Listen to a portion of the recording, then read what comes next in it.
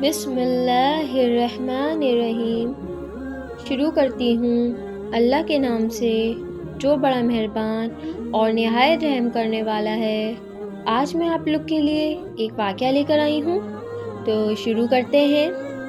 سیدنا زینب رضی اللہ عنہ جب پیدا ہوئی تو اس وقت نبی کریم صلی اللہ علیہ وآلہ وسلم کی عمر مبارک 30 سال تھی۔ ان کا نکاح مکہ ہی میں ابو العاص رضی اللہ عنہ بن ربیع سے ہوا تھا۔ ابو العاص رضی اللہ عنہ کی والدہ حالہ بنت خویلد حضرت ختیجہ رضی اللہ عنہ کی سگی بہن ہے۔ یہ نکاح حضرت ختیجہ رضی اللہ عنہ کے سامنے ہوا تھا۔ سیدنا زینب رضی اللہ عنہ اپنی والدہ کے ساتھ ہی داخل اسلام ہو گئی تھیں، مگر ابو العاص رضی اللہ عنہ کا اسلام تاخیر میں رہا۔ جنگ بدر میں ابو العاص رضی اللہ عنہ قریش کی جانب تھے۔ ان کو عبداللہ بن جبیر بن نعمان انصاری نے اسیر کر لیا۔ سیدنا زینب رضی اللہ عنہ نے ان کے فدیے میں اپنا وہبارہ بھیجا تھا، جو حضرت ختیجہ رضی اللہ عنہ نے بیٹی کو جہیز میں دیا تھا۔ ابتدائی ایام نبوت میں کافران مکہ نے ابو العاص رضی اللہ عنہ کو بہت اکسایا کہ وہ حضرت زینب رضی اللہ عنہ کو طلاق دے دیں، مگر اس نے ہمیشہ انکار ہی کیا۔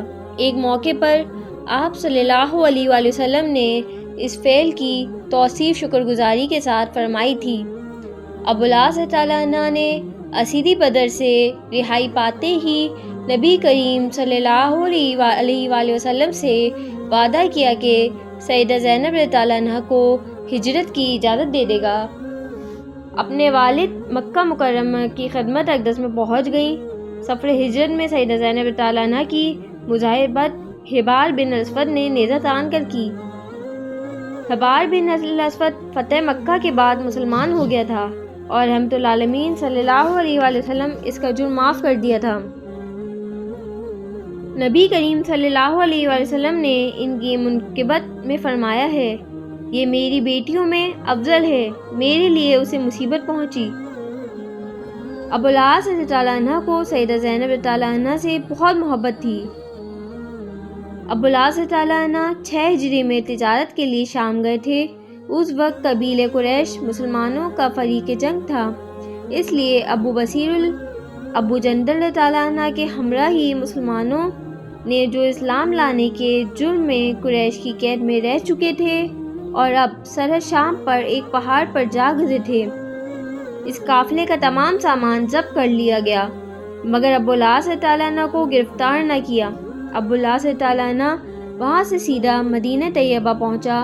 نماز کے وقت مسجد میں سیدہ زینب رضی اللہ عنہ کی یہ آواز مسلمانوں کے کان میں پڑی، میں ابو العاص بن ربیع کو پناہ دیتی ہوں۔ یہ آواز اس وقت سنی گئی جب مسلمان نماز میں داخل ہو چکے تھے۔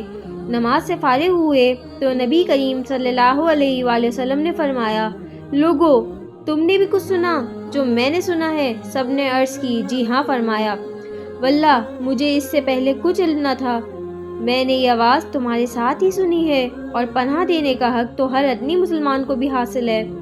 پھر نبی کریم صلی اللہ علیہ وآلہ وسلم گھر میں بیٹی کے پاس گئے اور اسے فرمایا، بیٹی ابو العاص کو عزت سے ٹھہراؤ، خود اس سے الگ رہو، تو اسے حلال نہیں۔ سیدنا زینب رضی اللہ عنہ نے عرض کی کہ وہ تو مال قافلہ واپس لینے کو آیا ہے۔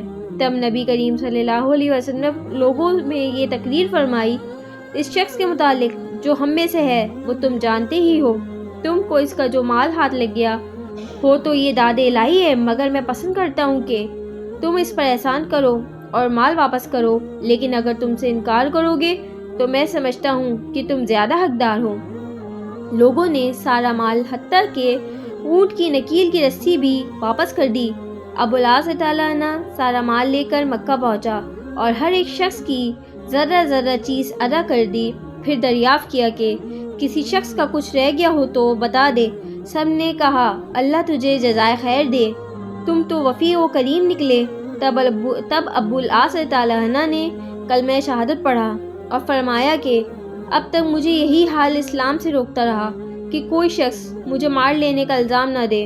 اب میری ذمہ داری نہ رہی تو میں اب خلت اسلام سے ملبس و مزین ہوتا ہوں اور مدینے کو روانہ ہوں۔ وہ مدینے پہنچے تو نبی کریم صلی اللہ علیہ وآلہ وسلم نے 6 سال کی مفارقت کے بعد نکاح اول ہی پر سیدہ زینب رضی اللہ عنہ کو حضرت ابو العاص رضی اللہ عنہ کے گھر رخصت کر دیا۔ سبحان اللہ۔ اگر آپ کو میرا چینل پسند آیا ہو تو اسے لائک کیجئے، سبسکرائب کیجئے اور دوستوں کے ساتھ شیئر کیجئے تاکہ میری آنے والی ویڈیوز آپ تک پہنچ سکے۔ ملتے ہیں اگلی ویڈیو میں۔